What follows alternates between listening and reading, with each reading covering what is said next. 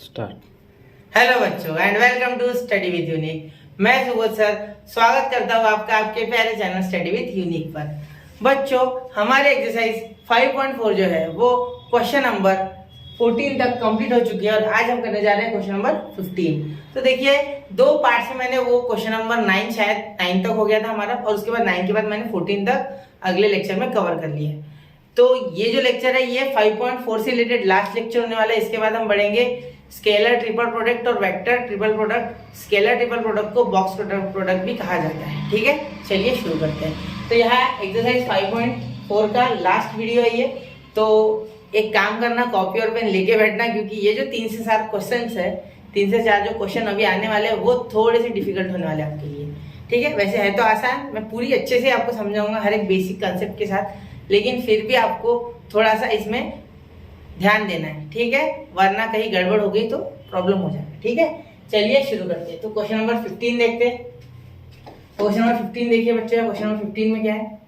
Question number 15 में हमें पूछा गया है prove by vector method that sine alpha plus beta is equal to sine alpha cos beta plus cos alpha sine beta. ये alpha है, ये जैसा दिख रहा है लेकिन अल्फा है। ठीक है, चलो अब इसे सॉल्व कैसे करेंगे? आपने इसके लिए एक मेथड सीखी थी बच्चों 11th स्टैंडर्ड में ट्रिग्नोमेट्री 1 में। ठीक है, याद है आपको? सेकेंड चैप्टर था पार्ट 1 का, नहीं पढ़ा है चलो छोड़ो, भूल जाओ उसे। ठीक है, ये ध्यान देना। उसमें 2 तरह की सिस्टम थी, एक हेक्साडेसिमल और एक सर्कुलर सिस्टम। तो सर्कुलर सिस्टम से ये सॉल्व हो जाएगा, लेकिन वेक्टर के लिए थोड़ा सा जुगाड़ करना होता है। देखो कैसे। तो सबसे पहले हमने ये x और y ये कोऑर्डिनेट एक्सिस बना लिए सबसे पहले। उसके बाद हम बनाएंगे यहाँ से इस तरीके की 2, यहाँ से मैं एक बीटा एंगल बना लूंगा और यहाँ से मैं एक माइनस अल्फा एंगल बना लूंगा।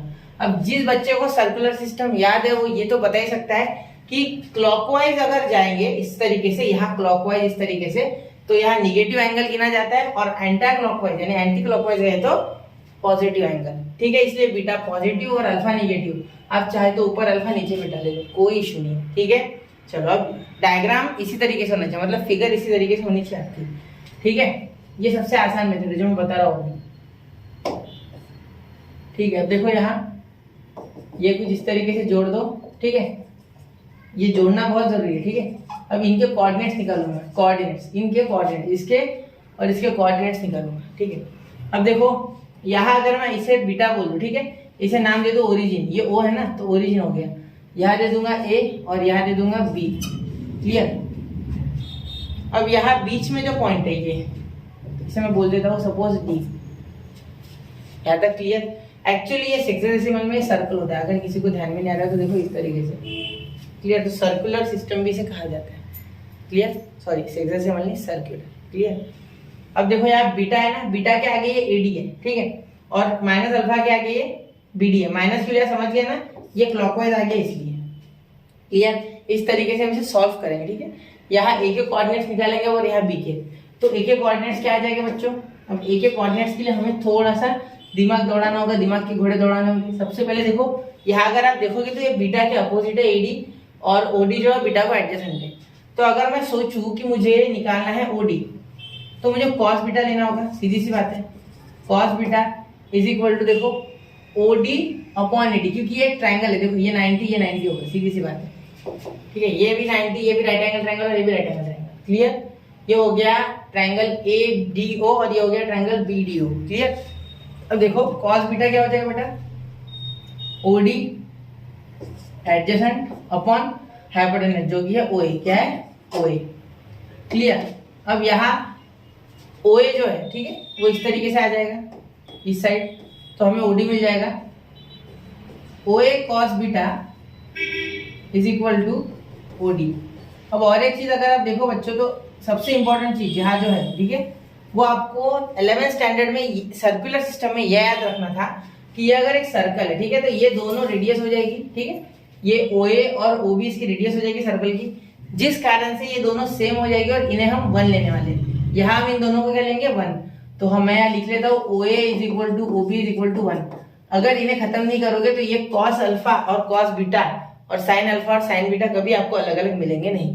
तो यहाँ अगर आप 1 रख दो तो ये हो गया, सिंपल सी बात है, cos beta is equal to OD. Clear? तो इसी तरीके से सिमिलरली साइन भी आ जाएगा। देखो साइड में लिखता हूँ यहाँ sine beta is equal to sine beta, देखो sine beta is equal to opposite जो कि एडी है अपॉन हाइपोटेन्यूज यानी एडी अपॉन एओ। अब इन्हें लेने का क्या फायदा अभी आपको बता दो, एडी अपॉन ओए, ओए लिख दीजिए, ठीक है। तो यहाँ देखो OA sine beta is equal to AD, तो क्या हो गया यार, देखो ये एडी हमारा आ गया है, तो एडी ओए, तो ओए का क्या हो जाएगा बेटा 1, तो साइन बीटा क्या हो गया हमारा, देखो AD, clear, sine beta AD हो गया, क्लियर। इसका मीनिंग हो गया कि साइन बीटा हमारा इज इक्वल टू एडी है। अब ध्यान देना अच्छे से कि जो एक्स पे जो डिस्टेंस है ए कोऑर्डिनेट का वो ये है ओडी, और वाई पे जो डिस्टेंस है ये है एडी, क्लियर। तो हमारा ओडी जो आ गया वो एक्स का कोऑर्डिनेट है जो कि है कॉस बीटा, ठीक है, और हमारा जो ये कोऑर्डिनेट है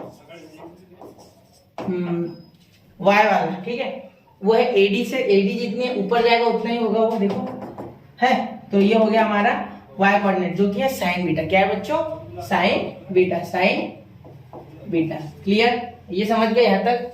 अगर इसी तरीके से आप समझ, ये अगर आप समझ गए तो अगला भी आप समझ जाओगे। अगला मैं यही कर रहा हूँ साइड में, ठीक है। यहाँ हम अब माइनस अल्फा के लिए करेंगे, तो यहाँ सबसे पहले कॉस माइनस अल्फा लेंगे जिससे कि एक्स का कोऑर्डिनेट मिल जाएगा, ठीक है, और फिर लेंगे साइन माइनस अल्फा जिससे कि ये वाई का कोऑर्डिनेट मिल जाएगा, क्लियर। अब देखो साइन माइनस अल्फा लेते पहले इस बार, तो B D upon OD, opposite, इसके अल्फा क्या है, अपोजिट, तो साइन माइनस अल्फा के अपोजिट है B D opposite side upon OD, sorry B D upon OB, sine minus alpha is equal to B D upon OB, क्यों, क्योंकि जो B D है वो अपोजिट है और ओबी क्या है, हाइपोटेन्यूज है, तो OD B D upon OB, तो मैंने ओए और ओबी क्या लिया, वैसे भी 1 तो ओबी तो है ही नहीं, तो साइन माइनस अल्फा, आप बोलोगे सर साइन माइनस अल्फा, तो बच्चों आपने एलाइड एंगल में पढ़ा है कि साइन माइनस का थीटा होता है माइनस साइन थीटा, याद होगा आपको ये। अगर प्रूफ करना है तो एक काम करो, साइन 0 माइनस थीटा कर दो, ये 0 माइनस थीटा, ये 0 है, तो ए माइनस बी का फॉर्मूला लगा, आपको ये मिल जाएगा, क्लियर। वो खुद से करो प्लीज, ठीक है। चलो अब ये देखो minus sine alpha is equal to B D upon OB, अगर आप ये याद भी कर लो ना कि अगर माइनस आ जाए तो हो जाता है काम, तो भी चल जाएगा, ठीक है, कि अगर साइन में माइनस का एंगल हो तो माइनस बाहर आ जाए, इतना याद रख लो, ठीक है। अभी ओबी को लिखते ही नहीं ना क्योंकि ये 1 है ना, तो अपॉन में 1 लेके कोई फायदा नहीं है, तो माइनस साइन अल्फा, मतलब हमारा जो बी डी है वो क्या आ गया, माइनस साइन अल्फा, क्लियर। अब देखो कॉस माइनस अल्फा, अब कॉस माइनस को पचा लेता है, मतलब वो बन जाता है पॉजिटिव, तो यहाँ लिख लीजिए पहले कॉस अल्फा, फिर बाद में देखेंगे जो होगा, ठीक है। अब cos minus alpha OD upon OB, OD upon OB, तो यहाँ हो जाएगा ओडी अपॉन ओबी। अब ओबी हमारा 1 है बच्चा, तो क्या हो गया, ओडी कितना आ गया, कॉस अल्फा, पॉजिटिव आ जाता है, ठीक है, कॉस माइनस अल्फा का। इसके लिए भी आप ये फॉर्मूला लगा देना 0 minus alpha cos A minus B, तो उससे भी हो जाएगा cos A into cos B, plus minus का साइन चेंज होता है, plus sine A into sine B, clear. तो ये हो गया आपका कॉस ओडी। तो आपको कोऑर्डिनेट्स तो मिल ही गए। इसका जो वाई कोऑर्डिनेट है वो है ओडी जो कि है कॉस अल्फा, और इसका जो एक्स कोऑर्डिनेट है वो है माइनस साइन अल्फा, क्लियर। ये समझ गए, देखो कोऑर्डिनेट, ये कोऑर्डिनेट्स हैं, क्लियर। अब मैंने मिटाऊंगा नहीं बेटा, मैं इन्हें रखूंगा, ठीक है, क्योंकि ये बहुत काम के है, सच में काम के है ये इन्हें मिटाना नहीं है हमें इन्हें रखना है। सिर्फ छोटा कर देता हूँ थोड़ा, नहीं यार क्या हो गया, छोटा कर देते इन्हें थोड़ा सा, एकदम ही छोटा नहीं, आपको समझना चाहिए। और इसका स्क्रीनशॉट निकाल लेना था आपने, वापस रिवाइंड करके निकालना चाहिए, तो ठीक है। अब क्या करेंगे, इन्हें अच्छे से मार्किंग कर लेंगे,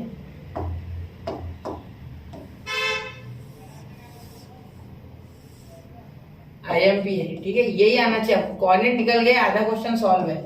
कोऑर्डिनेट नहीं आया, क्वेश्चन नहीं होगा आपसे, क्वेश्चन बनेगा ही नहीं ना, कोऑर्डिनेट्स के बिना क्वेश्चन ही नहीं है, ठीक है। पहली बात तो बोल दूं तो कोऑर्डिनेट्स के बिना ये क्वेश्चन होगा नहीं, ठीक है। यहाँ मैं रख देता उसे यहाँ, ठीक है, उसे सॉल्व नहीं करूंगा इधर, क्लियर। चलो अब बढ़ते अगले क्वेश्चन की ओर, मतलब जो आगे क्वेश्चन करना है हमें सॉल्व, उसके अगले प्रोसेस की ओर बढ़े। चलो अब देखो, अब सबसे पहले हम क्या करेंगे, इनका प्रोडक्ट करेंगे OB इंटू OA। अब देखो इसका सबसे पहले तो OA और OB का आपको वेक्टर लिखना है, वैसे कायदे से तो आप वेक्टर लिखोगे पहले, ठीक है, क्रॉस प्रोडक्ट से पहले वेक्टर होता है। तो सबसे पहले मैं क्या लिखूंगा कि यहाँ एंगल कौन बना रहा है और किस तरीके से सारा है, ठीक है, वो पूरा हम थोड़ी थ्योरी लिखते, ठीक है। सबसे पहले तो let OA makes an angle ऐसे लिखता है, एंगल का नाम लिख देते सीधा, एंगल AOB AOD है, AOD is equal to beta with X axis, ठीक है। और OB जो है वो क्या बना रही है, OB makes an angle BOD is equal to minus beta with X axis, दोनों एक्स एक्सिस के साथ बना रही है, ठीक है, क्लियर। अब यहाँ एंगल भी लिख दिया मैंने, कौन सा क्या है, ये एंगल्स बहुत इंपॉर्टेंट है, ये दोनों, क्लियर, यहाँ तक हो गया। अब आगे देखो, चलो आगे देखो, OD और ये D पॉइंट इसीलिए लिया मैंने क्योंकि मुझे ट्रायंगल बनाना है, ठीक है, वो बताना मैं आपको तब बता भूल गया, अब आपको याद हो गया होगा, आपको तभी समझ गया होगा कि D एंड ट्रायंगल बनाया, ठीक है, वो नहीं लेता तो ट्रायंगल कंप्लीट नहीं, फिर मेरे लिए इनकम्प्लीट चीजें होती है, ठीक है। अब मैं क्या लिखूंगा देखो, OB, तो OB का OA का वेक्टर लिखते पहले, OA का वेक्टर क्या लिख लेंगे बच्चों, OA का वेक्टर हो जाएगा cos, वो I में देखो, ये y, ये x कोऑर्डिनेट है, y कोऑर्डिनेट, ये y, ये x, तो x और y, इसमें भी ये x, ये y। अब बोलोगे सर वेक्टर में तो z भी चाहिए, जरूरी है क्या, मैं k कैप को 0 ले लूंगा, कोई बात नहीं, ठीक है। तो पहला आपका आ जाएगा cos बीटा i कैप, ठीक है, plus sign beta j cap plus 0 k cap, clear. अब OB का लिख लेते, इसी तरीके से वहां हो जाएगा cos अल्फा, देखो cos अल्फा i कैप हो जाएगा, क्वेश्चन इजी है, ठीक है, टेंशन मत लो, और minus sine alpha j cap, क्योंकि ऐसा अभी आप 12th में, आपको थोड़ा बहुत तो पेशेंस रखना होगा, पेशेंस रखो, मैथ्स में पेशेंस बहुत जरूरी है, ठीक है। इसे नंबर 1 2 देने की कोई आवश्यकता नहीं है मेरे हिसाब से, रहने दो, ठीक। सीधे आप लिख लो यहाँ OA क्रॉस OB। अब आप बोलोगे सर क्रॉस प्रोडक्ट क्यों किया, बेटा मुझे दिख रहा है कि ये जो प्रोसेस होती है पूरी, ठीक है, उसमें हम इसको जब हमने 11th स्टैंडर्ड में जब सर्कुलर मेथड से किया था, याद है, सर्कुलर सिस्टम से, तो उस समय हमने कुछ ऐसा ही किया था, वो सेम टू सेम मैं रिपीट कर रहा हूँ, ठीक है। और प्रोडक्ट करने के पीछे ये कि क्रॉस प्रोडक्ट में मुझे i j k मिलेंगे, ठीक है, और जब मैं उन्हें मल्टीप्लाई करूंगा तो कुछ ऐसा रिजल्ट मिलेगा कि इसके फॉर्म में आ जाए, ठीक है। तो क्रॉस प्रोडक्ट ही यहाँ ठीक होगा हमारे लिए, ठीक है, वरना i 1 हो जाएगा, ये j 1 हो जाएगा, तो हमारे लिए थोड़ा मुश्किल हो सकता है। देखो डॉट प्रोडक्ट करोगे तो ठीक से आएगा नहीं शायद, ठीक है। अभी ऑलरेडी प्रूवन मेथड है, इसलिए मैं ये कर रहा हूँ आपके लिए, सबसे ईजी वाली, ठीक है। अब इसके ऊपर अगर आप और कोई मेथड खुद से बना सकते हो तो बहुत ही अच्छी बात है, ठीक है। मेथड एक से ज्यादा हो सकती है मैथ्स में, लेकिन करनी कौन सी है आपको डिसाइड करना है। इजी वाली मेथड हमेशा प्रीफर होती है, जो कम टाइम में रिजल्ट हमें 100% पूरा है, ठीक है। चलो करो आगे।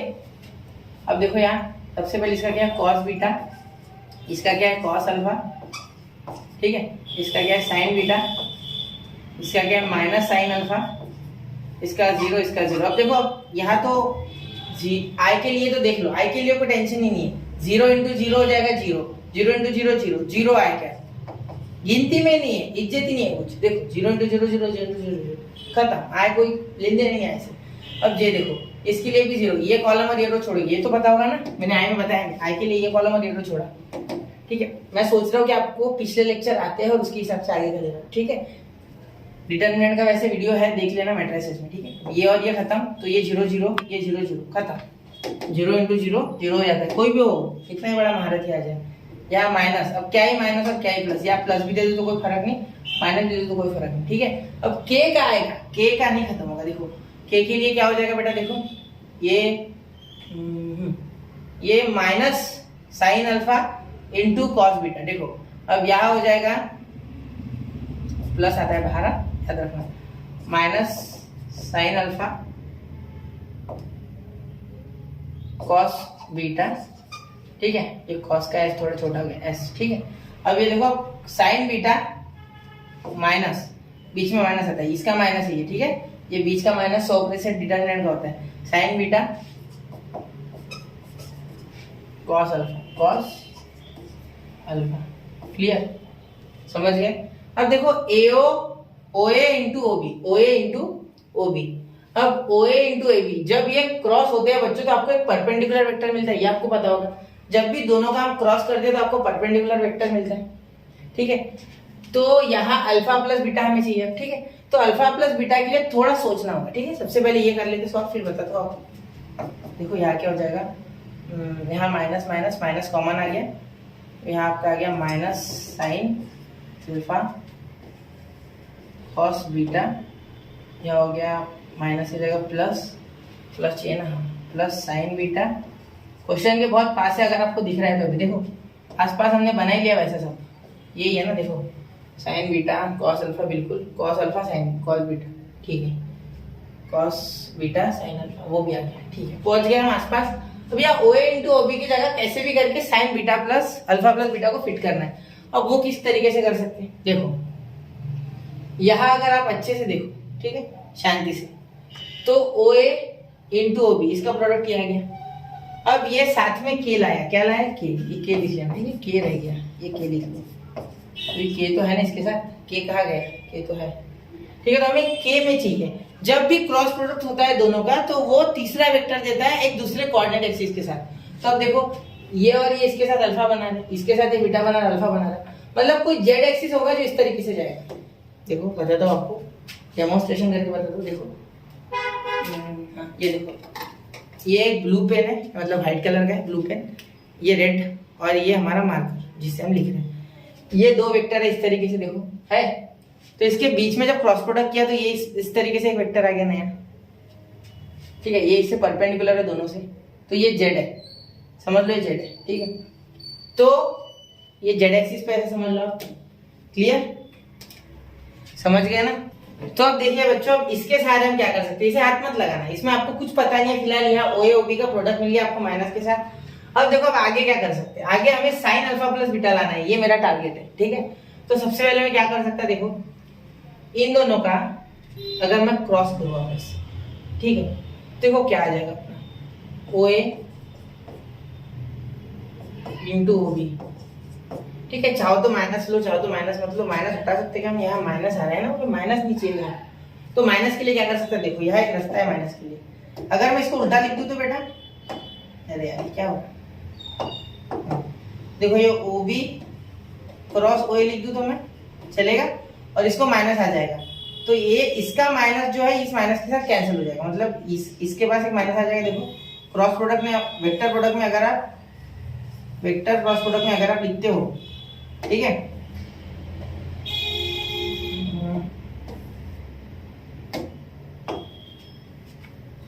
OA, तो यहाँ अगर हम माइनस लगा दें, देखो वेक्टर क्रॉस प्रोडक्ट में क्या होता है, उल्टे हो जाते हैं तो माइनस आ जाता है, तो ये माइनस और ये माइनस कैंसिल, तो यहाँ जाके हम सीधा लिख सकते हैं OB क्रॉस OA, ठीक है यार, ये O है, अरे यार बहुत मेहनत,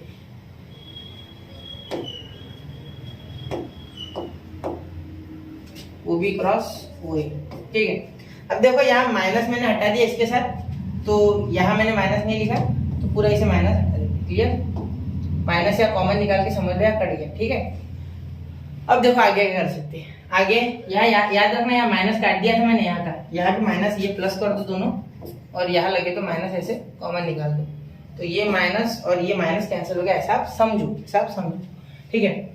अब देखो यहाँ OA क्रॉस OB आ गया, OA यहाँ उल्टा हो गया ना, OB क्रॉस OA, तो यहाँ भी OB क्रॉस OA हो जाएगा, क्योंकि हमारी दिक्कत क्या थी कि इसमें आ रहा था पॉजिटिव और हमें अल्फा चाहिए था पॉजिटिव, यहाँ आ रहा था नेगेटिव। देखते क्या होता है, OB क्रॉस OA। अब अगर यहाँ देखोगे आप, तो इसे लिखने का तरीका क्या होता है, OB का मैग्नीट्यूड, ठीक है, और फिर OA का मैग्नीट्यूड साइन थीटा। अब साइन तो आता है, ये तो 100% गारंटी है हमें साइन थीटा, तो हमें साइन निकालना था, इसलिए तो हमने क्रॉस प्रोडक्ट किया ना, मैंने आपको बोला था कि आगे आपको क्रॉस प्रोडक्ट पता चलेगा, रीजन क्या है, तो साइन थीटा आ रहा है इसलिए, ठीक है, याद रखना। कॉस आता तो मैं कर देता डॉट प्रोडक्ट, ठीक है। अब यहाँ देखो साइन आ गया, OB क्रॉस OA, ये तो हमारा इक्वल आ गया, मतलब लेफ्ट हैंड साइड तो हमारी इक्वल है। अब राइट हैंड साइड, तो ये 1 है, इसका मैग्नीट्यूड क्या है 1, देखो ये 1 दोनों 1, तो 1 × 1 1, तो यहाँ साइन, और ये थीटा क्या होता है, थीटा होता है angle between OB and OA, angle between OB and OA, तो ये एंगल कितना है पूरा अल्फा प्लस बीटा। ऐसा क्यों, देखो ये भले माइनस है, ये तो इस साइड है ना, मैं ऐसे क्यों अल्फा प्लस बीटा, तो दोनों का आईडी करना होगा ना, तो इसलिए मैंने ये कर लिया। तो ये हो गया इक्वेशन 2, इसे बोल देते इक्वेशन 1, ठीक है। और इसका एक पोजीशन वेक्टर भी होता है, ठीक है।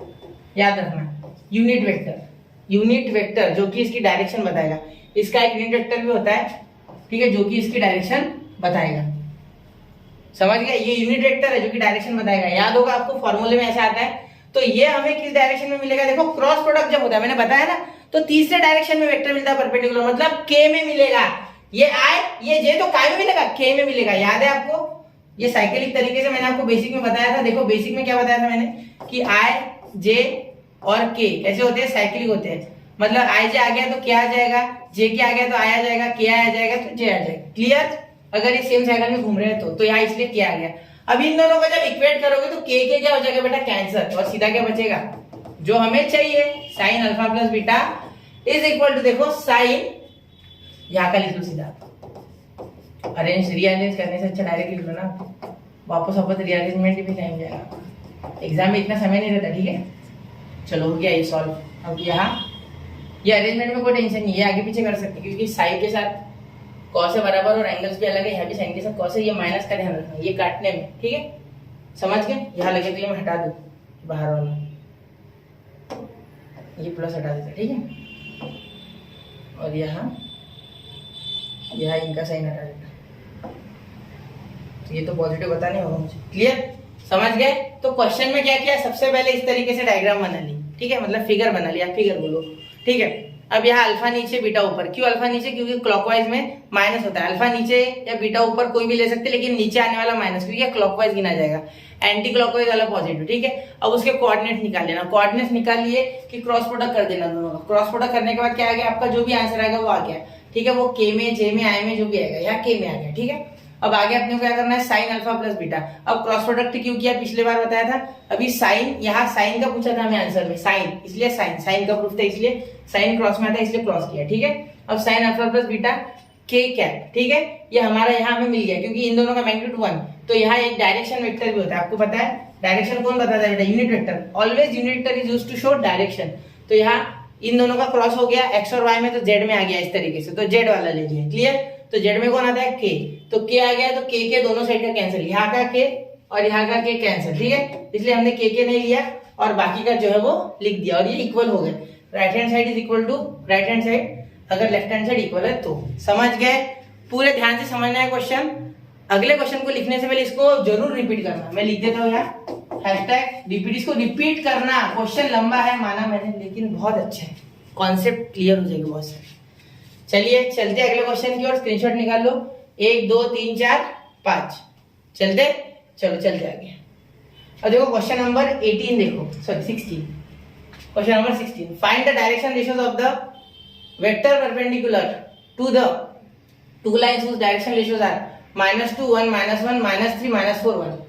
अब इसमें बेटा आपको क्या करना है, देखो ये डायरेक्शन रेशियोज दिए गए, तो इसके सारे डायरेक्ट इसका वेक्टर लिख लो, डायरेक्ट इसका वेक्टर लिख लो। ठीक है, वैसे भी आप लिखते हो ना, A cap plus B J cap plus C K cap. ठीक है, यहाँ A1 B1 C1 और A2 B2 C2 दिया। ठीक है, तो पहला कर देता हूँ मैं यहाँ, पहले करता हूँ, देखो माइनस, यहाँ बोल देते let A position vector A bar is equal to 2 -2 I cap plus J cap minus K cap. ठीक है, माइनस के कैप।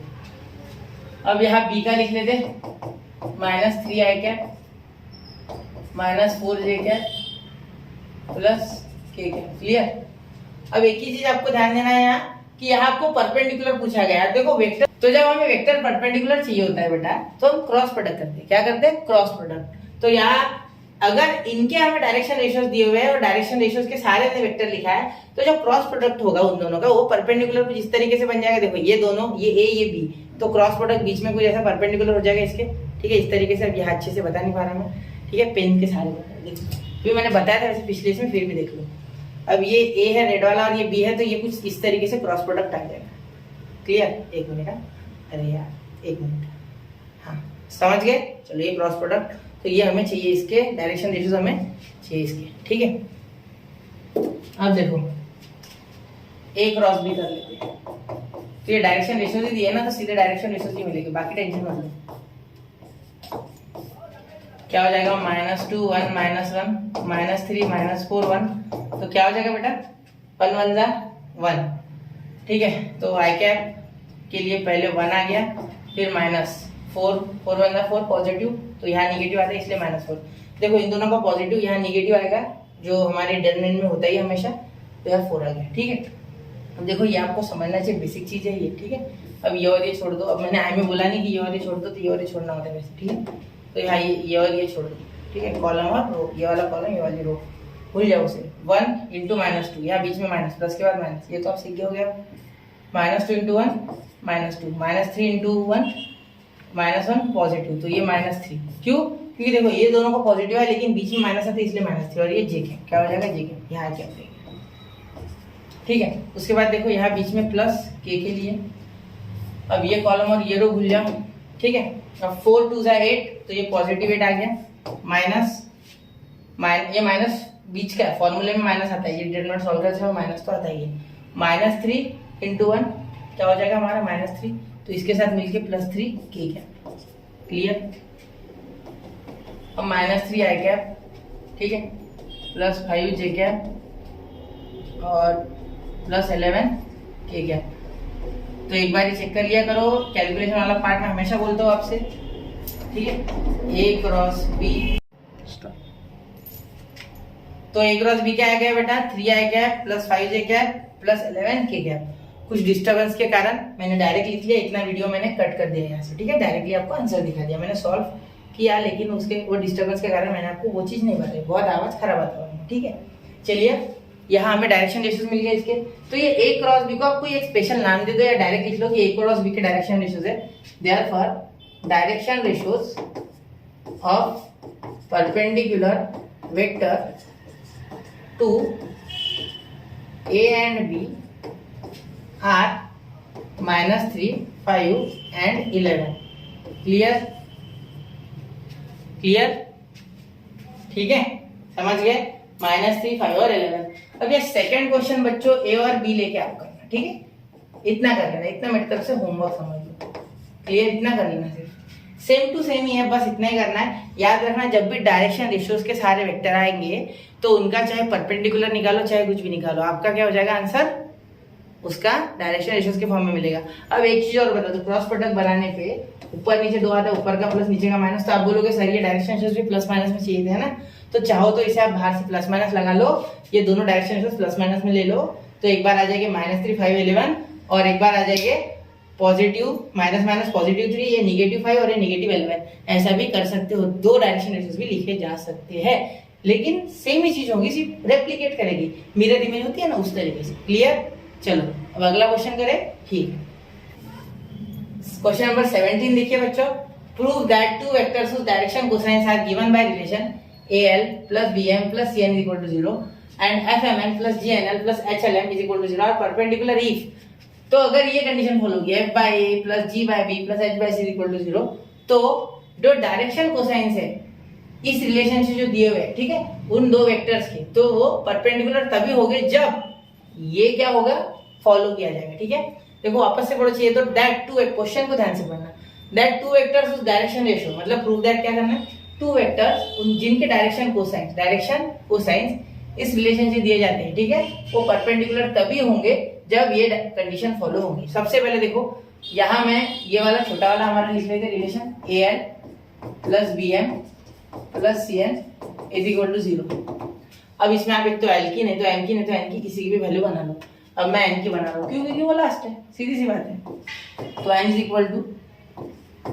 ये BM उधर, ये L उधर, तो -AL + BM, ये ब्रैकेट में लिख लो, ये उधर चलेगा तो माइनस हो गया, या इसे भी माइनस चिपका दो तो भी चलेगा। क्लियर? अब ये C इधर अकेला रह जाएगा तो ये नीचे चले जाएगा। ठीक है, ये हो गया आपका वैल्यू, 1 मत दो, रहने दो। ठीक है, एन की वैल्यू मिल गई।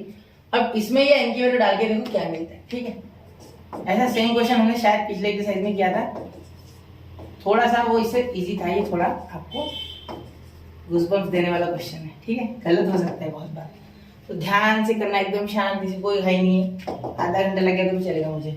ठीक है, अब एफ देखो, एफ तो कुछ नहीं है, एम एन दिया गया है। ठीक है, एन क्या है, -AL और ये +BM, या ब्रैकेट नहीं देते हैं, डायरेक्ट माइनस कर लेते हैं ना।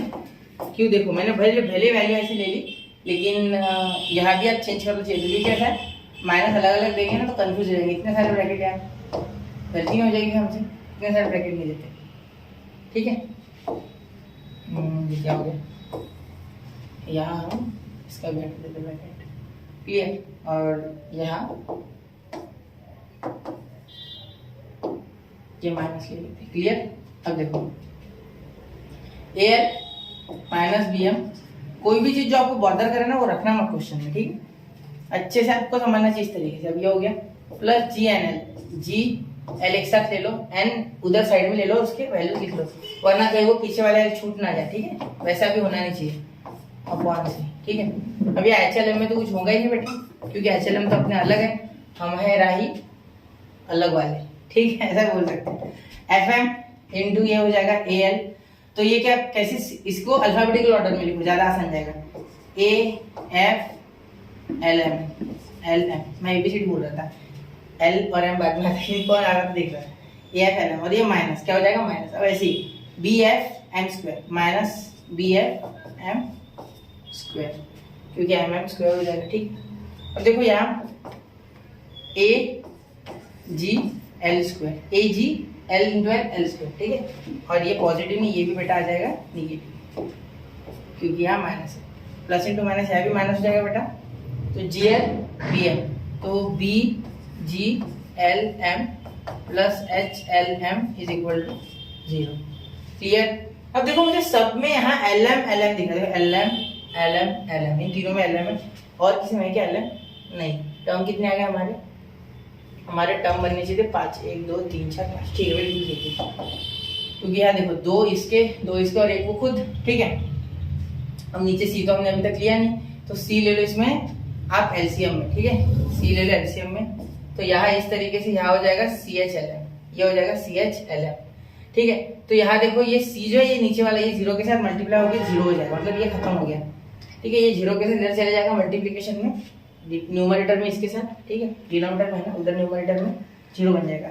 तो अब मैंने तो पहले तो मैं एलएम वाले कॉमन निकाल लेता, और ये कोई भी एक आगे लिख देता, ये तो minus G L square minus A G L square या minus B F M square. तो पहले एल का मान पहले, क्योंकि एल पहले आता है एम से, तो इसको लिखो ए जी एल स्क्वायर, ठीक है।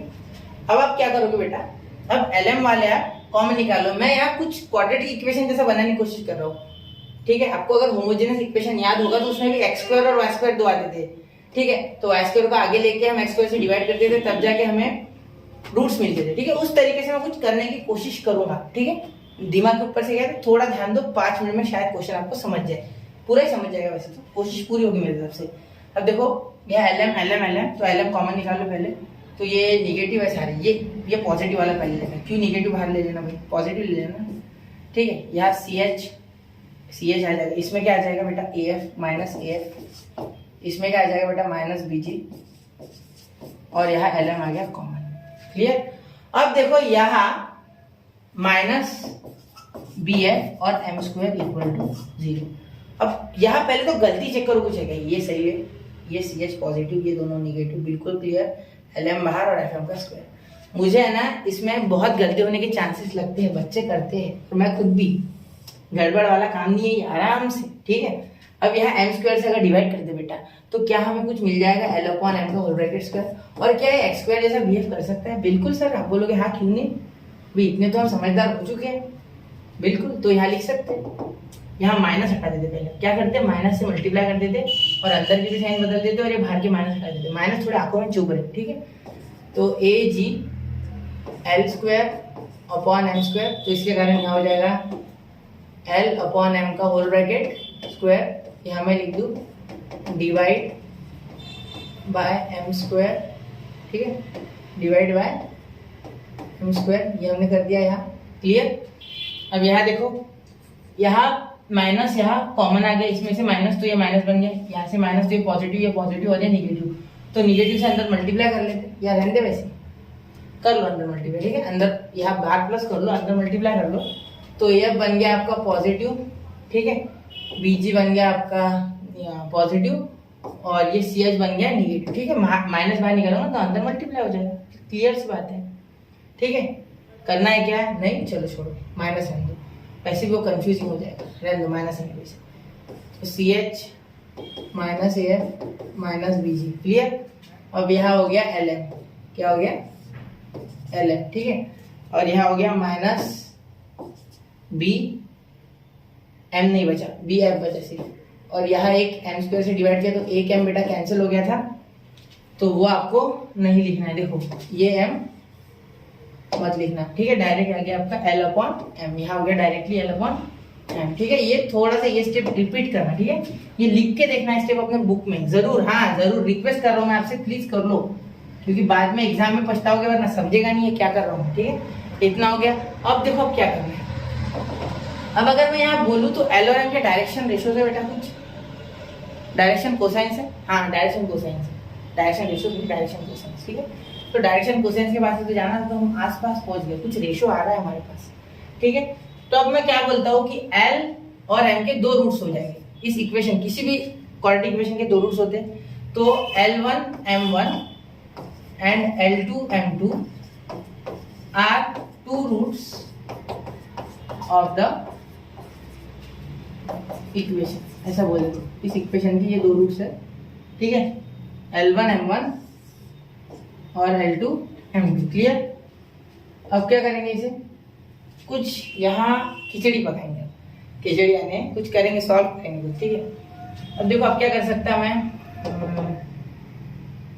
L1 अपॉन M1, ये मल्टीप्लाई है, ठीक है। ये प्लस है लेकिन यहाँ पहले मल्टीप्लाई होगा तब जाके F अपॉन ए आया है, तो F और ए कुछ अलग तरीके से आया है। यहाँ आपको क्या करना है, क्रॉस मतलब दोनों जो रूट्स होते हैं उनका प्रोडक्ट लेना है, तो M2 क्यों प्रोडक्ट, एडिशन क्यों नहीं बेटा। तो ये देखो इसमें आता है B और इतना बड़ा तो मुझे कुछ दिख नहीं रहा है, CH AF BG कितना बड़ा है वो, तो उसे करोगे तो मेरे हिसाब से तो आंसर ये नहीं पाने वाला, ठीक है।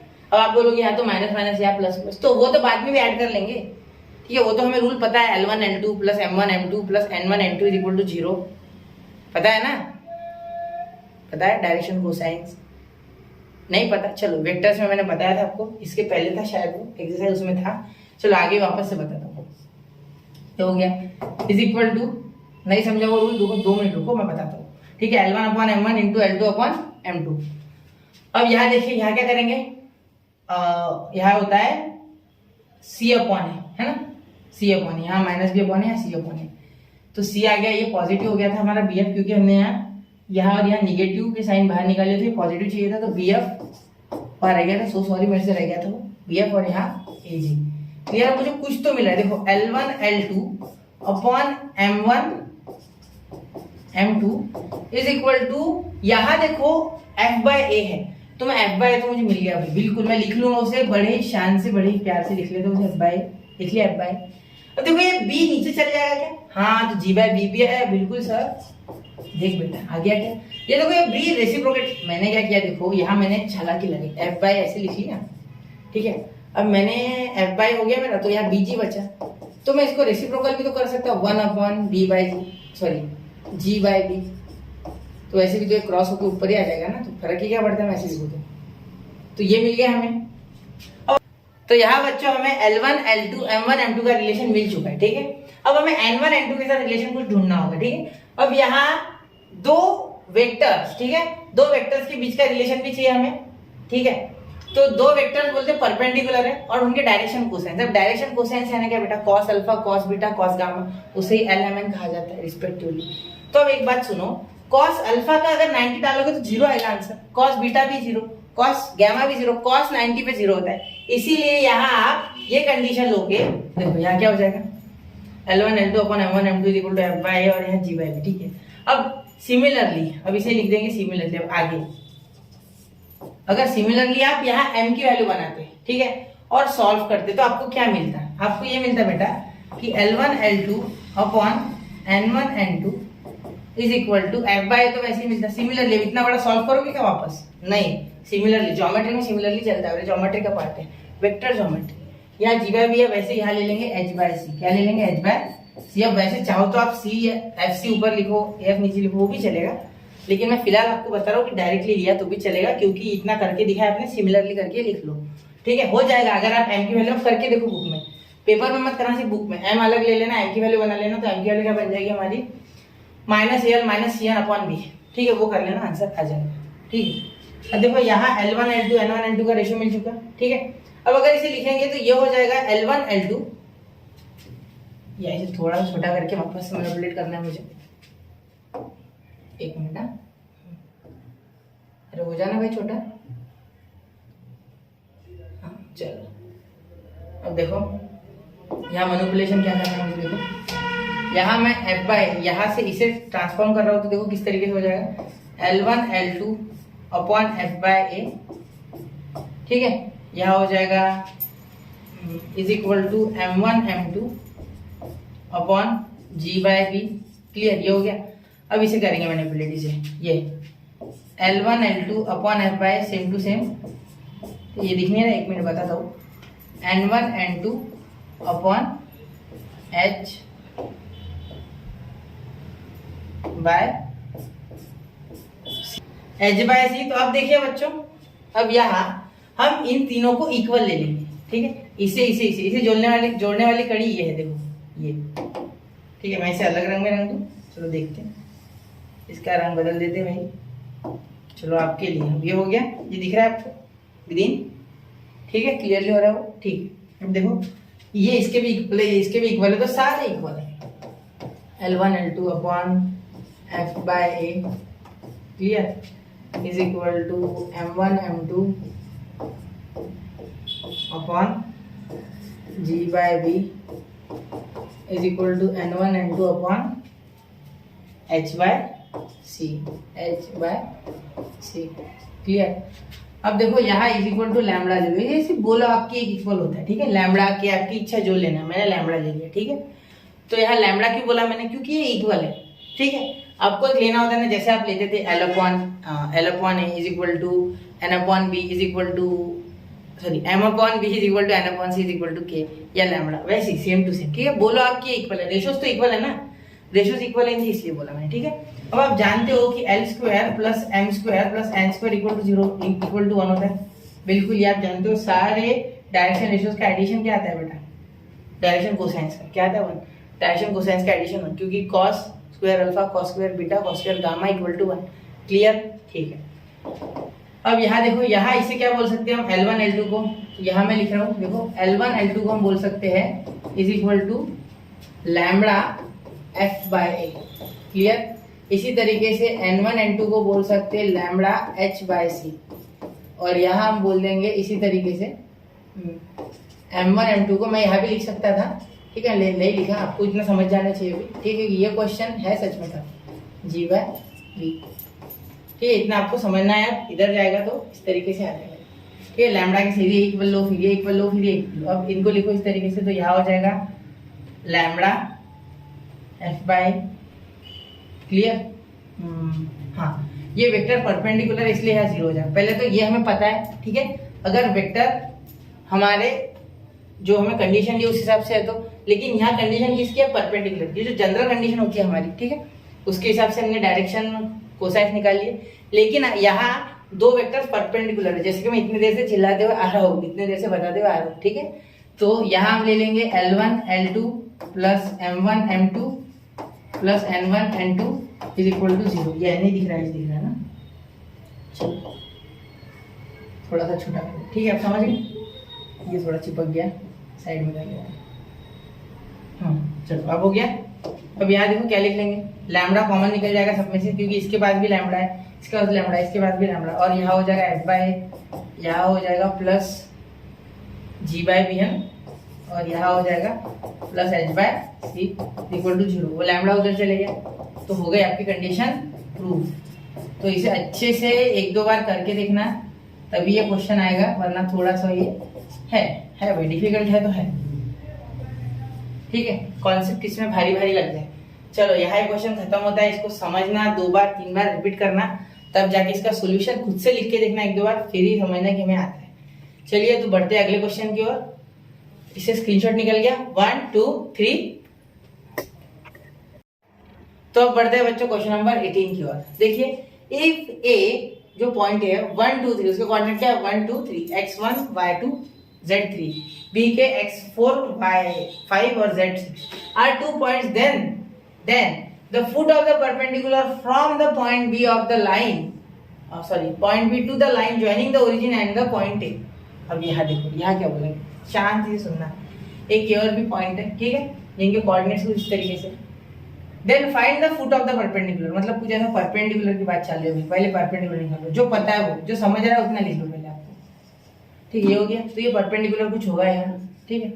तो हमें बोला गया है perpendicular from the point B, मतलब बी से परपेंडिकुलर बनाएगा, सीधी सी बात, बी से perpendicular to the line joining the origin at point A, joining the origin at point A, मतलब यहाँ ए ले लो या इधर भी ए ले सकते हैं, और यहाँ ओरिजिन ले लो, यहाँ अगर ओरिजिन लोगे यहाँ ए लेना, और यहाँ ओरिजिन यहाँ ए लेना, ठीक है।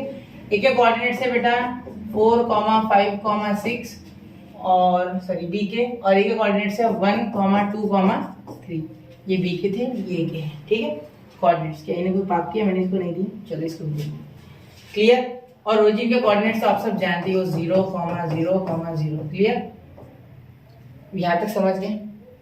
अब हमें करना क्या है, हमें निकालना क्या है, हमें निकालना है then find the foot of the perpendicular from the point B, from the point B to the line joining the origin and point A. तो ये इसके हमें कोऑर्डिनेट्स निकालने हैं। लेट इसे ले लेते m, क्या ले लेते, इसे m ले लेते, सपोज इसे ले लेते m, ठीक है। इसके कोऑर्डिनेट ले लेते x, y, z, इसे m ले लेते हैं, ठीक है। सपोज इसे ले लेते m। तो क्या बोला गया था, देखो ध्यान से क्वेश्चन पढ़ना, क्वेश्चन की लैंग्वेज समझना बहुत जरूरी है, ठीक है। क्योंकि अगर लैंग्वेज नहीं समझी तो क्वेश्चन नहीं आएगा आपसे, होगा ही नहीं आपसे। ओरिजिन टू एक पॉइंट बोला गया था, बी से उस पर परपेंडिकुलर निकाला गया, और foot of the perpendicular, foot यानी उसका पैर, यानी आपके पैर कैसे परपेंडिकुलर होते हैं जमीन पे, वैसे बी से एम तक परपेंडिकुलर एम के कोऑर्डिनेट्स पूछे गए हैं, ठीक है। क्योंकि बाकी सबके कोऑर्डिनेट्स पता है, इसके पता नहीं, तो सीधी सी बात है कोऑर्डिनेट निकालने होंगे, है ना, सीधी सी बात है कोऑर्डिनेट से निकालने होंगे, बाकी सबके पता है, उसके नहीं पता।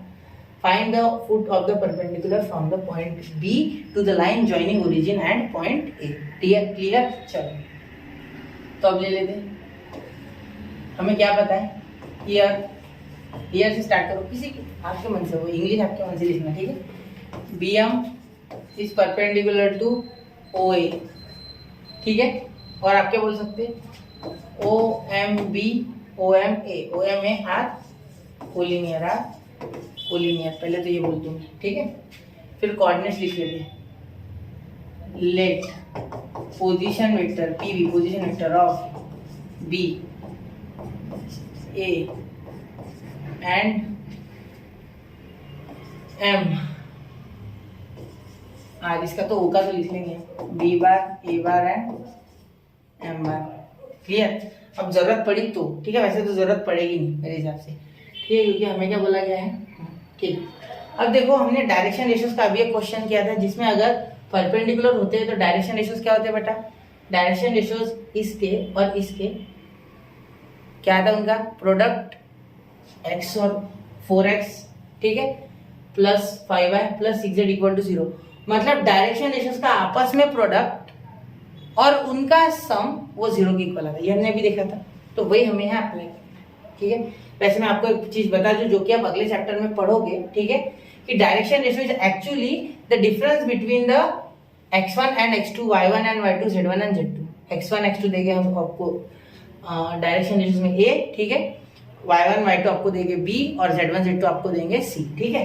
तो यहाँ में अगर डायरेक्शन रेशियोज लिखो OA के, तो ये लाइन लिखना है, इसकी जरूरत नहीं है। Therefore direction ratios of OA, देखो OA के क्या हो जाएगा बेटा, 1 - 0 1, ठीक है, 2 - 0, ये अच्छे से 1 लिखते हैं ना, 1 - 0 1, 2 - 0 2, 3 - 0 3, तो ये आगे इसके direction ratios OA, direction ratios of OA are या बीच में आर लिखेंगे, ठीक है, direction ratios of OA are, ठीक है, चिपक मत रहे इससे, चलो हो गया। अब इसके डायरेक्शन रेशियोज ये आ गए। अब इसके डायरेक्शन रेशियोज अगर ये है, ठीक है, तो यहाँ O और M के क्या होगा, ठीक है। डायरेक्शन रेशियोज एक लाइन के बच्चा सेम होते हैं, क्या होते हैं, सेम होते हैं, ठीक है, याद रखना डायरेक्शन रेशियोज क्या होते हैं, सेम होते हैं, एक लाइन के डायरेक्शन रेशियोज क्या होते हैं, सेम होते हैं। तो डायरेक्शन रेशियोज ऑफ OM लिख लेंगे, ठीक है, पहले OM लिख लेंगे, direction ratios of OM are क्या हो जाएंगे, x - 0 x, y - 0 z - 0 z, clear. देखो ओ ए के क्या आ गए 1 2 3, ओ एम के क्या आ गए x minus 0 y minus 0 z minus 0 आ गए इतने डायरेक्शन रेशियोज आपके। क्लियर, इतना समझ गया आपको? ठीक है, अब देखो आगे हम क्या कर सकते हैं कि ये कोलिनियर है। क्या है? ओ एम ए क्या है? कोलिनियर है, तीनों कोलिनियर। मैंने आप बोल दिया था कोलिनियर है। तो कोलिनियर इसका मतलब क्या है? कोलिनियर है यानी इनके डायरेक्शन रेशियोज प्रोपोर्शनल होंगे। क्या होंगे? प्रोपोर्शनल। अगर 3 पॉइंट्स कोलिनियर है ये, ठीक है, इसका मतलब इनके डायरेक्शन रेशियोज क्या होंगे? प्रोपोर्शनल होंगे। तो हम लिखेंगे, देखो ये बहुत से कंसेप्ट हमें अगले चैप्टर से उठाए गए, वहां हम ज्यादा क्लियरली इनको पढ़ेंगे। ठीक, तो डायरेक्शन रेशियोज ऑफ कोलिनियर, या लिख सकते लाइंस आर प्रोपोर्शनल। ये आपने कहाँ पढ़ा था इसमें पता है आपको? पता तो एक मिनट, प्रोपोर्शनल। तो ये आपने पढ़ा था बच्चों जब आपने देखा था कि L1 upon A, sorry L1 upon A, L upon A, M upon B, N upon C is equal to lambda देखा था ना। सेम टू सेम ऐसा ही अगर आप L1 L2 L1 L2 N1 N2 M1 M2 के लिए करोगे तो भी वो भी प्रोपोर्शनल आएगा अगर वो दो लाइंस कोलिनियर है तो, या पैरेलल है तो। ठीक है, क्योंकि पैरेलल स्केलर मल्टीपल होता है। ए इज इक्वल टू लैम्बडा भी लिखते हैं, स्केलर मल्टीपल अगर है ए का बी, ठीक है, तो हम बोल देते हैं कि ये पैरेलल है, तो उस तरीके से। ठीक है, इसीलिए इनके डायरेक्शन रेशियोज भी प्रोपोर्शनल हो जाएंगे क्योंकि वो भी उसका कांस्टेंट भी लैम्बडा और उनका भी लैम्बडा, इसलिए वो प्रोपोर्शनल है। क्लियर, उसका कांस्टेंट भी लैम्बडा उसका भी लैम्बडा हो गया। ठीक है, कांस्टेंट एक स्केलर है। क्लियर, देखो ये समझने के लिए थोड़ा सा डाइजेस्ट करने के लिए थोड़ा मुश्किल है, अगले चैप्टर में इसको ज्यादा डिटेल में बढ़ाया हुआ है। ठीक है, तो वो एक्सटेंशन उसका अगले चैप्टर में पढ़ेंगे। अभी इस क्वेश्चन को फिलहाल समझो इस तरीके से, direction ratios of collinear lines are proportional. तो क्या हो जाएगा, देखो क्या हो जाएगा यहाँ x अपॉन 1, हम x अपॉन 1 ले लेते हैं, 1 अपॉन x, तो x अपॉन 1 ही ले लेते हैं, y अपॉन 2 और z अपॉन 3। क्लियर, ये 2 है, ठीक है, और ये z है, इज इक्वल टू इसको बोल देते हैं हम सपोज लैम्बडा। क्या बोलते हैं इसको? लैम्बडा। क्लियर, अब देखो यहाँ क्या हो जाएगा, ये हो जाएगा x is equal to lambda, y is equal to 2 lambda. देखो ये इसके साथ अगर अलग अलग लिखे तो इंडिविजुअल, और z is equal to 3 lambda. Clear, ये हो गया आपका। ये कैसे किया मैंने, देखो यहाँ ये इसके इक्वल लिया पहले, फिर ये इसके साथ लिया, फिर ये इसके साथ लिया, तो अलग अलग लेके हमने ये कर लिया क्योंकि वो वैसे भी लैम्बडा हो गया प्रोपोर्शनल है। क्लियर, इतना समझ गए? ये याद रखना कि direction ratios of collinear lines are proportional. ठीक है, समझ गए इतना? अब आगे देखो, P के हमें क्या पता है, P M के हमें क्या पता है x y z, और B के क्या पता है 4 5 6। अब अगर हम B और M के डायरेक्शन रेशियोज निकालें तो direction ratios of B M are क्या हो जाएगा आपकी, x माइनस 4, यह हो जाएगा y माइनस 5 और 6 माइनस z माइनस 6। या तो इसमें से 5 में से ये माइनस करना है, दोनों भी चलेगा, उल्टा भी किया तो चलता था। ठीक है, x1 माइनस x2 या x2 माइनस x1 दोनों चलेगा। ठीक है, तो ये हमने इस तरीके से डिफरेंस दोनों का ले लिया। ठीक है, अब आपको क्या पता है आगे कि ये जो BM है और ये जो OA है ये क्या है बेटा, ये है बेटा परपेंडिकुलर एक दूसरे के साथ, तो परपेंडिकुलर, तो अब लिख लेंगे BM and OA are perpendicular. ठीक है, अच्छे से लिखिए, BM and OA perpendicular, therefore direction ratios of, ऐसा लिखते पहले, sum of product of direction ratios and sum of their product for perpendicular lines is 0। अब ये क्या लिख दिया मैंने, जैसे कि मैंने पिछले इसमें किया था, देखो ये L1 M1 L1 L2 M1 M2 N1 N2 equal to 0 अभी प्रूव किया था हमने। तो इसी तरीके से यहाँ क्या ले सकते हैं, अगर परपेंडिकुलर, ये दोनों परपेंडिकुलर हो जाएंगे, देखो परपेंडिकुलर, तो ये और परपेंडिकुलर, तो इन दोनों के डायरेक्शन रेशियो मतलब ये जो है 4x माइनस 4 और इनका प्रोडक्ट किसके साथ करना है हमें, ये 1 के साथ, फिर y माइनस 5 का 2 के साथ और z माइनस 6 का 3 के साथ मल्टीप्लाई करके क्या आ जाएगा हमारा आंसर 0। इनका प्रोडक्ट तो इन x का x के साथ, y का y के साथ, z का z के साथ प्रोडक्ट जो होगा और उन तीनों का जब सम करेंगे तो आंसर क्या आ जाएगा आपका 0। क्लियर? तो यहाँ हमें इस तरीके से सॉल्व करना है। आगे देखते हैं। इतना समझ गए? देखो मैंने वापस से बोलता हूँ मैं, इसके डायरेक्शन रेशियोज OA के और BM के, ठीक है, OA के और BM के डायरेक्शन रेशियोज को x का x के साथ, y का y के साथ, मतलब इसका जो डायरेक्शन रेशियो है यहाँ A और ये A इंटू A, ये B इंटू B और ये C इंटू C, मतलब Z का C होता है ना, ठीक है। इसलिए अगर इनका मल्टीप्लाई करोगे तो आंसर क्या आएगा 0। प्रोडक्ट, इनका प्रोडक्ट इंडिविजुअल प्रोडक्ट है, इंडिविजुअल प्रोडक्ट, या लगे तो लिख लूं इंडिविजुअल प्रोडक्ट, ठीक है, और उसका सम, ठीक है। अब देखो यहाँ क्या करेंगे, 1 into x minus 4 plus 2 into y minus 5 plus 3 into z minus 6 is equal to 0। तो देखो यहाँ मल्टीप्लाई करेंगे तो क्या हो जाएगा, x minus 4 plus 2y minus 10 plus 3z minus 18 is equal to 0। इसे क्या हो जाएगा, 4 माइनस 10 माइनस 14 माइनस 14 माइनस 18, कितना हो जाएगा ये, +4 हो गया आपका माइनस 32 उधर जाएगा पॉजिटिव, तो x plus 2y plus 3z is equal to 32। Clear? इतना समझ गए? देखो यहाँ तक एक बार ऑब्जर्व कर लो, फिर आगे बढ़ते अच्छे से देखो इसे। तो यहाँ तक हो गया होगा, आगे चलते हैं। देखो बच्चों यहाँ तक ऑब्जर्व करना, पॉज करके देखना, वापस से एक बार खुद के बुक में लिख के देखना, रिकमेंडेशन है मेरी ये। अब देखो x की वैल्यू हमें पता है लैम्बडा है, देखो वहाँ लिखा है मैंने।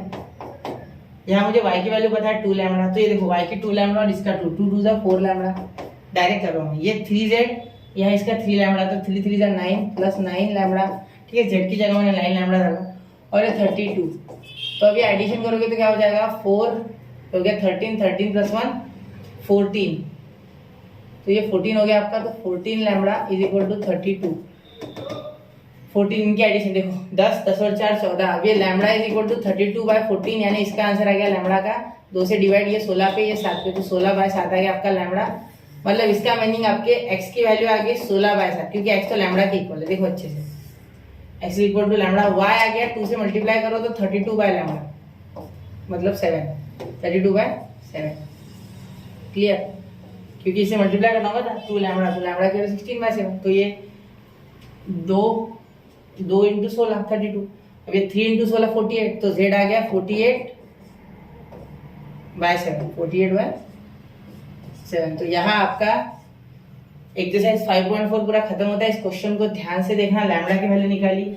यहाँ 2-3 पॉइंट समझने लायक है, देखो अलग रंग से कर देता हूँ मैं मार्क। एक ये 3 पॉइंट, कोलिनियर लाइंस प्रोपोर्शनल होती है, पहली बात। क्यों? क्योंकि स्केलर मल्टीपल होते हैं एक दूसरे के, इस तरीके से, ठीक है। तो अगर स्केलर है तभी कोलिनियर है, पैरेलल होते हैं, ये कंसेप्ट हमने वेक्टर में पढ़ा है ऑलरेडी, तो इसलिए हम इस तरीके से इसे बोल सकते हैं। क्लियर? आप इससे रिलेशन भी डिराइव कर सकते हैं, ठीक है। इसको आपको इसका प्रूफ नहीं है आपके सिलेबस में, ठीक है। और आगे देखो, और उसके बाद परपेंडिकुलर लाइंस का जो डायरेक्शन रेशियोज होता है इंडिविजुअल, यानी x का x के साथ, y का y के साथ, मतलब a का a के साथ, b का b के साथ, c का c के साथ, a1 a2 b1 b2 c1 c2, उनका जो सम होता है प्रोडक्ट करने के बाद इंडिविजुअल, वो 0 आता है। ये हमने पिछले इसमें किया था प्रूफ, ठीक है। तो वही यहाँ परपेंडिकुलर है, इसलिए हमने ऐसे लगा दिया, ठीक है। सेम टू सेम वहाँ का जो प्रूफ किया वो अप्लाई कर दिया यहाँ। तो यहाँ इसके डायरेक्शन रेशियो 1 2 3, डायरेक्शन रेशियोज क्या होते हैं, डिफरेंस बिटवीन 2 पॉइंट्स, एक लाइन के 2 पॉइंट्स के बीच में डिफरेंस। x1 माइनस x2 करो या x2 माइनस x1 करो, कोई फर्क नहीं पड़ेगा। तो इस तरीके से फिर x की वैल्यू पुट की हमने, लैम्बडा 2 लैम्बडा 3 लैम्बडा जो हमने बनाई, ठीक है। लैम्बडा के इक्वल क्यों लिया, क्योंकि रेशियो इक्वल है तो कुछ तो कांस्टेंट होगा ना उसमें, तो लैम्बडा ले लिया जो कि स्केलर है। सपोज 2/3 है, वो भी ले लेते तो भी आंसर आ जाता आपका, टेंशन नहीं है, ठीक है। समझ गए? चलो अब ये आ गया x y z। अब इसके कोऑर्डिनेट्स क्या आ गया हमारे m के, यहाँ लिख देता हूँ मैं साइड में। m के कोऑर्डिनेट्स आ गए आपके 16/7, 32/7, 48/7। तो इसके संभल के इस क्वेश्चन से बेटा 2-4 बार इसको प्रैक्टिस जरूर करना। ये मेरा आपको स्ट्रॉन्ग रिकमेंडेशन है कि इसको 2-4 बार प्रैक्टिस के बिना छोड़ना मत, ठीक है। इसको एक बार मेरी तरफ से आपको एडवाइस कि इसको रिपीट जरूर करना, ठीक है, याद रखना। तो यहाँ बच्चों 5.4 खत्म हो गया, 5.5 बाकी, जिसमें बॉक्स प्रोडक्ट है, ज़्यादा मुश्किल भी नहीं है, 10 ही क्वेश्चन है। तो अगले लेक्चर में मिलते हैं। पढ़ते रहे बढ़ते रहे आगे, पढ़ते रहे आगे बढ़ते रहे बच्चों। और एक चीज़, कंटिन्यूअसली इसकी नोट्स बनाते रहे, तभी आपके यहाँ जो ब्रेन में ये सब उतरेगा, वरना नहीं उतरने वाला, ठीक है। क्योंकि खाने को खाया जाता है, उसको देख के पचाया नहीं जाता। वैसे ही ये है, वीडियो देख के कुछ नहीं होने वाला, इसको खाना पड़ेगा, कंज्यूम करना पड़ेगा, मतलब इसको लिखना पड़ेगा, समझे। तो स्टडी विद मी को फॉलो करते रहे, ऐसा ही प्यार बनाए रखे। जय हिंद, जय भारत।